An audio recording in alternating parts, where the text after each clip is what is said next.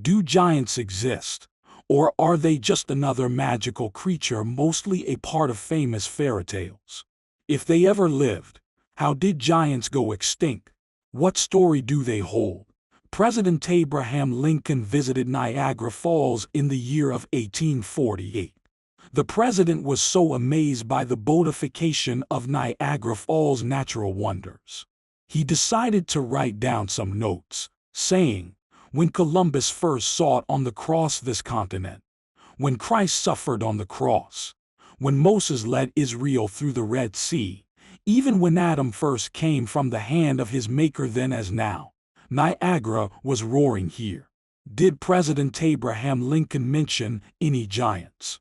He noted, "The eyes of that species of extinct giants, whose bones filled the mounds of America, have gazed on Niagara, as ours do now."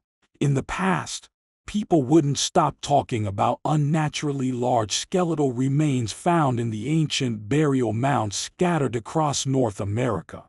This is all that people spoke about during the 19th century. However, this changed completely. Today, not a single soul mentioned ancient giants or even past discoveries. Do you think that if a skeleton is discovered somewhere nowadays, would it be hidden from the public? Because the 19th and early 20th were completely different times. People didn't find it weird to talk about skeletons of giants.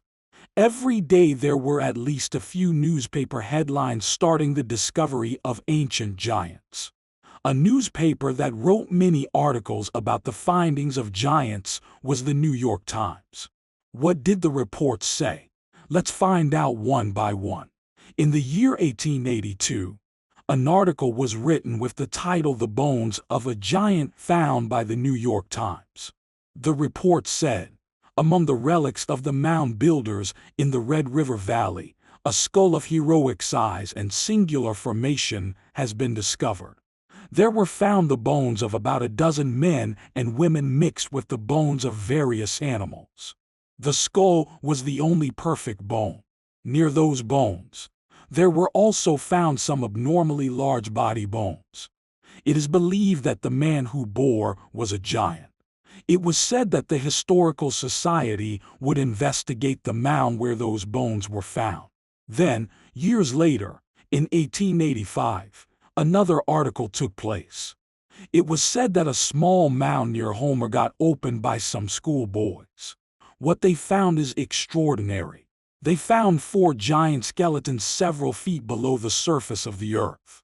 A further search was done, and it was found that the bones of the skeletons were 7 feet in length, and one of them was only 8 feet in length. The New York Times newspaper wasn't the only one that had written about these skeletons of giants. The San Antonio Express had published a report titled, "Beach Giant Skull Unearthed by WPA Workers Near Victoria." Giant skeletons were found, and it was believed to be the largest ever seen in the whole world. The report told the world about a giant skull that was twice the size normal of human head size. It was found unearthed on a mound in Victoria County. The pieces of the skeletons found in the mound were reconstructed in the WPA laboratory under the supervision of physical anthropologists. The research was made to determine whether this massive skull belonged to a man of a tribe of huge men, or if the skull was of an abnormal member of a tribe, or if it was a case of gigantism, since several large humans' bones were found at that site. The articles didn't seem to stop. Years later, in 1897, the New York Times had some news. A new article. The 3 mounds recently discovered in the town had been opened, and people had found a skeleton of a man of gigantic size. The bones were measured and were 9 feet from head to foot. The bones were in a fair state of preservation. Some finely tempered rods of copper and other relics were lying near the found bones. The area, the mound from which these were found, is 10 feet high and 30 feet long. However, another incredible article was written by St. Paul in 1904. It was said that in Nevada, Workmen engaged in digging gravel and found bones of a human skeleton that were 11 feet high. Then, without wasting time, Dr. Samuels examined the bones and pronounced them to be bones of a man who must have been nearly 11 feet in height. People were excited to hear about those discoveries back in the old days. This news wasn't hidden from the public, unlike today's findings. However, these stories were written only in North America. A new article took place in Mexico. The article was about Charles Clapp, who had recently come back from Mexico. He had been in charge of Thomas W. Lawson's mining interest. He has called Professor Agassiz and told him about a breathtaking discovery. He had found about 200 skeletons of men. Each of the bone skeletons was above 8 feet in height. The cave was believed to be the burial place of a race of giants. The man arranged the bones of one of the skeletons and found out that the total length was 8 feet 11 inches. The femur reached up to his thigh, and the molars were big enough to crack a coconut. The head was measured to be 18 inches from front to back. There are articles written in Europe too. In 1892, an article written by the London Globe shared the discovery of a race of giants in modern-day France. In Tomboulies of Castelnau, human bones of enormous size were found. The bones were double the size of the ordinary ones. Professor Kaoner had carefully examined these discoveries. He had said that the bones are those of a very tall race. He found them abnormal in dimensions and made the world question giants. There are endless newspaper articles which you can learn a lot from. But the most strange thing about this is that today, scientists and archaeologists pretend that this never even happened. Why does nobody talk about giants anymore and the past discoveries? Another important article to note is the article titled, "When Giants Roamed Earth." What does it say here? This article talks about the historical discoveries of giants. The story goes way back to the Roman Empire of the 19th century. It said, the past was more prolific in the production of giants than the present. In 1830, there was one of these giants exhibited at Rouen. This giant was 10 feet high. Then, Gallibra was brought from Arabia to Rome in the time of Claudius Caesar. They were of the same height. Phantom, the one that had lived at the same time as Eugene II, was 11½ feet in height. Then, a giant was found with 60 teeth and was not less than 15 feet high. Then, the giant Fergus, who, according to the reports, was 28 feet high. Then, in 1814, a giant tomb was found, which was not less than 30 feet high. In 1590, near Rouen, a skeleton was found whose head held a bushel of corn. This was 19 feet in height. In 1632, in the castle in Dauphine, a 30-feet-long tomb was found. However, France is not the only one where giant skeletons were found. Giant skeletons have been unearthed. In 1516, in Sicily, the bones of a skeleton were found 30 feet high. Then, near Magrano, skeletons of giants were found too. Each tooth of this giant skeleton weighed 5 ounces. All of those discoveries were public all around the world. Everyone knew about this. These discoveries were taken and put in museums and historical institutions. However, those discoveries disappeared after some time, and nobody seemed to talk about them. The breathtaking stories vanished. We could easily make a map with all the giant skeletons found in North America. It's crazy how many were found. However, it makes us question, where did all of those discoveries go? Where are they now? All of the findings ended up in the Smithsonian Institute. Many might know that they are very good at covering discoveries made worldwide. Some reports said that the Smithsonian purchased giant skeletons excavated by citizens. However, they disappear, never seeing them ever again. The Smithsonian had a division for exploring ancient mounds and giant burials. The Smithsonian also holds the discovery of the famous giant in San Diego in 1895. It was an 8 feet 4 inches tall mummified giant. There was a photo of the giants that was published in many newspapers. Many scientists took a closer look at the mummified giant. Then, after his inspection, it was purchased by Smithsonian. However, years later, in 1908, while the mummy was being exhibited, the Smithsonian ran some tests. They dismissed it as a hoax, saying it was made from gelatin. Is that possible that after spending so much time looking after this mummified giant, which acquired money and was carefully inspected by experts, it be a hoax? Do you think there is much more to this story than it has already been told? If this was a hoax, a life, then is it just a coincidence that every culture and religion tells stories of ancient giants who roamed the earth? The Sumerian civilization, which had begun in 6000 BC, tells more about the giants. It tells about a race of giants who ruled over the Sumerians. Luckily, there are many depictions of them. Who was this ruler? Who was the king? According to the Sumerian records, the ruler was a giant king that went by the name Gilgamesh. It is believed that Gilgamesh ruled for 126 years. This creation is seen as a historical figure by scholars. Does this confirm the existence of other figures associated with him? There are a lot of depictions of giants in ancient Egypt. The Egyptian records describe the old pharaoh dynasties as a race of tall giants. A very unusual story was found, which had the title, Prehistoric Egyptian Giants. What did this story say? In 1881, when Professor Timmerman was engaged in exploring the ruin of an ancient temple of Isis on the banks of the Nile, he opened a row of tombs in which prehistoric Egyptian giants were buried. The skeletons were examined. The skeletons were measured to be 7 feet 8 inches in length and the most significant to 11 feet 1 inch. However, no record hinted that they were in the memory of men of extraordinary size. The tombs date back to 1043 BC.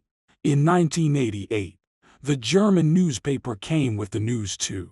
An entrepreneur named Gregor Spory took one of the most extraordinary photos ever taken. He took a photo of a mummified giant finger. The mummified giant finger was found in an undisclosed tomb, and it was nearly 14 inches long. Does this mean that this finger might belong to someone about 15 and 16 feet tall? The finger owner had a certificate that said that the finger was authentic. It also had an X-ray. However, when Gregor returned to Egypt and wanted to purchase the mummified finger, the owner disappeared. He was nowhere to be found. All that was left were the pictures of the mummified giant finger. Even the book of Genesis tells us about an ancient giant race called the Nephilim. However, the story of this race is elaborated later in other scripts. It was elaborated in the book of Enoch.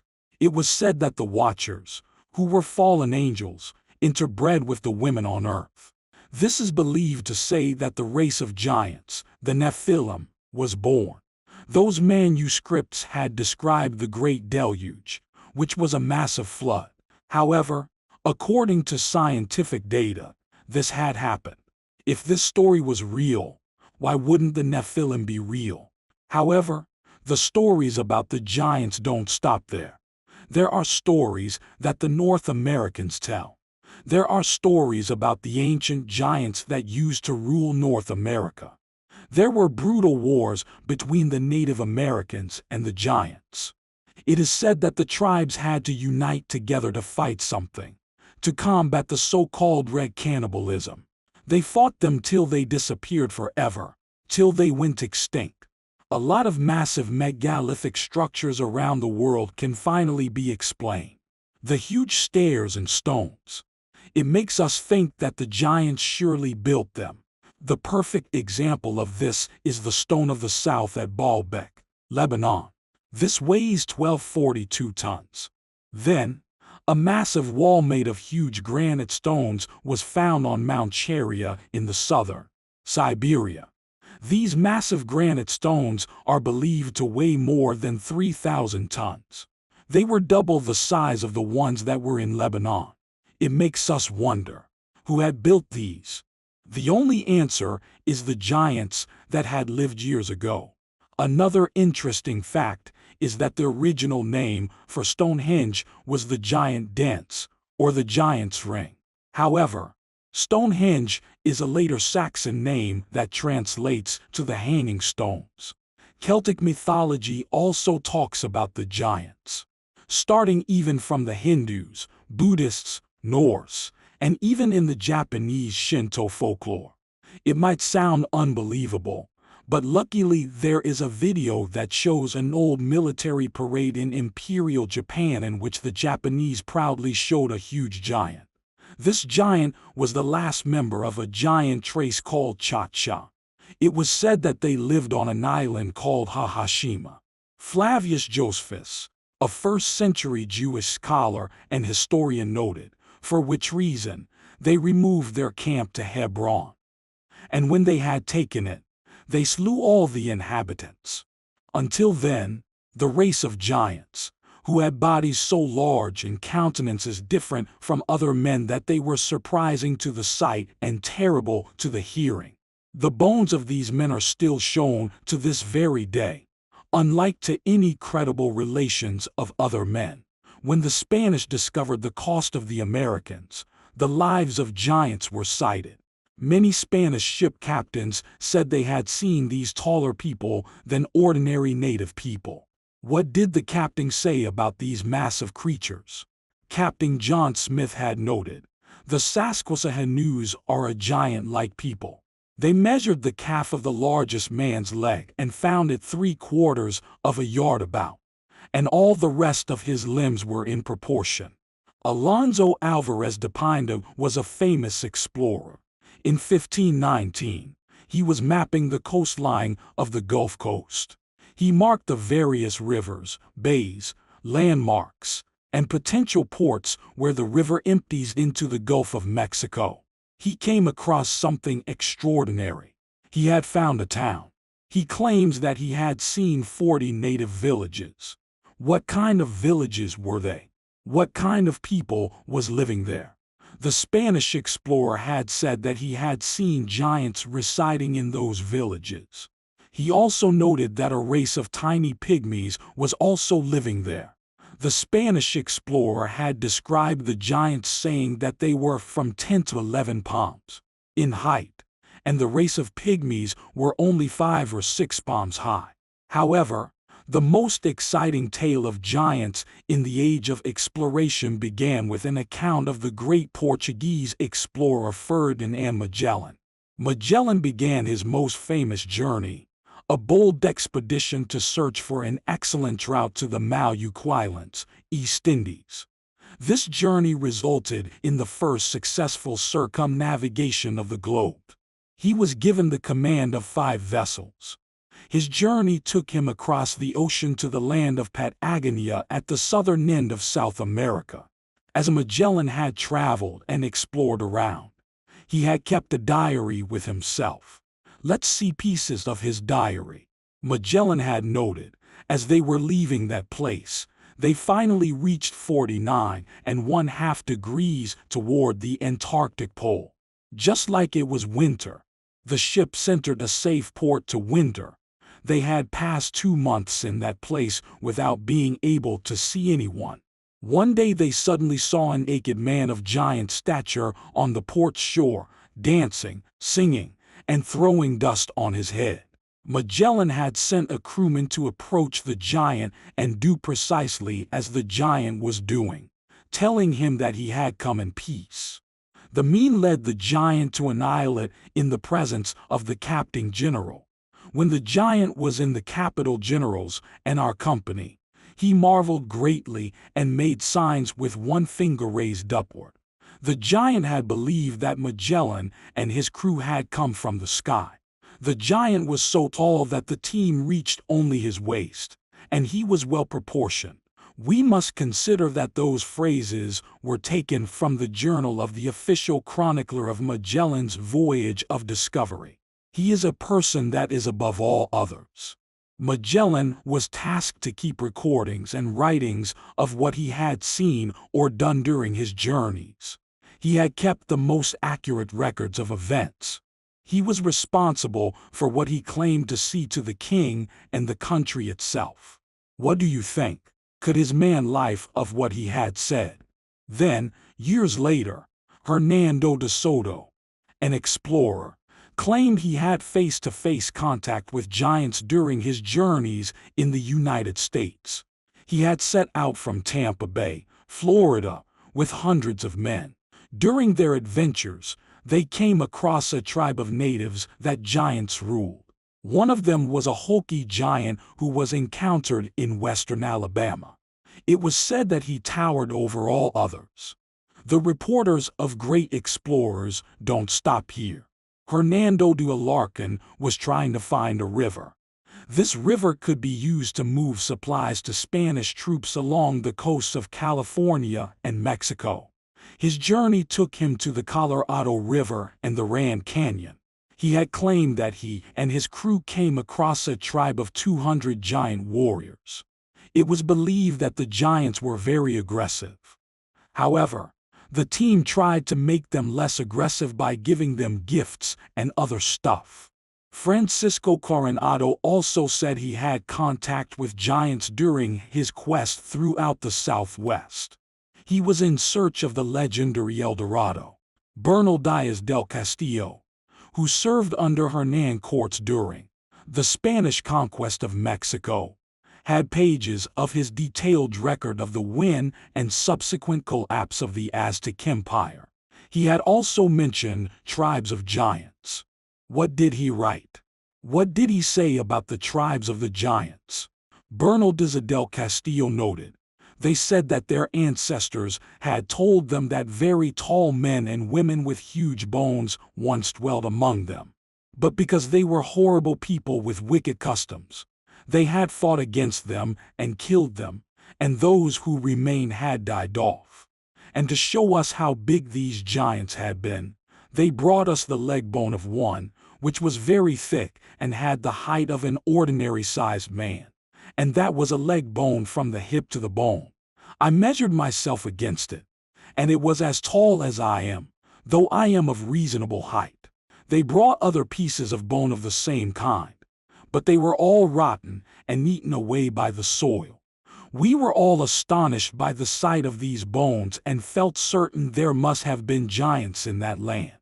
There were a lot of reports that showed us more about giants, but somehow all of these stories are forgotten. But they can't wholly be overlooked, as they are written in stone. There is a big giant footprint in South Africa. It is the most breathtaking footprint in stone ever found. There are a lot of huge stone footprints all around the world, but none like the one in South Africa. It has become one of the most controversial archaeology and geological research sites. The footprint is about 4 feet or 1.3 meters in length. This footprint is known to the locals as the print of the god. However, the skeptics rejected the giant footprint, saying that natural forces created it. But Professor Peter Wagner from the University of Port Elizabeth had said, there is a higher probability of little green men arriving from space and licking it out with their tongues than being created by natural erosion. However, there is one story left that is worth mentioning. An encounter with a giant that didn't happen in ancient times, but in the year 2002. A witness came through and told their story.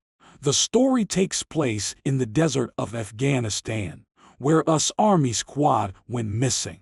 The crew went out there hoping to find the missed Army squad.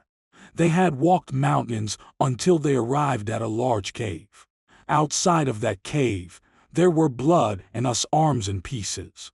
A redhead giant came out and began to fight the people out of a given. A man had died, but the others managed to put the giants on the ground by gunning him. When the force went into the cave, they saw that the missing people were there, dead. The giant's body was put on a helicopter and sent to a secret location in the US.